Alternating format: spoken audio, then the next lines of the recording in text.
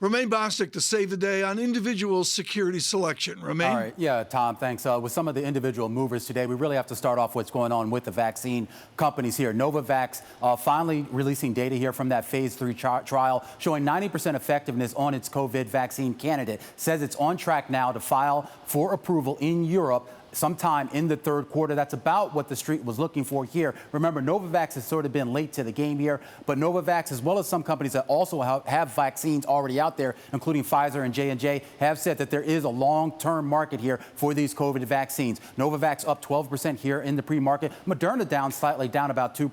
Pfizer, BioNTech weaker as well, with a new player here in the market. Also keep an eye on Lordstown Motors, ticker RIDE. The share's down 10%. Remember, about 6 or 7 days ago, that company added a going concern language to its 10Q filing. That caused the shares to plummet. The company then tried to walk that back a little bit, try to sort of soothe investors' fears that the company would be able to keep going here. But now we're getting word here that the CEO and CFO have both resigned. They've put in an interim CFO for now and an interim executive chairman. They're looking for a new CEO to take over. But this is an EV company that still hasn't managed to bring its vehicle to market. This is that pickup truck they've been working on. Right now, we'll see how investors react to this once the shares open. But right now, in the pre-market, they are down about 10%.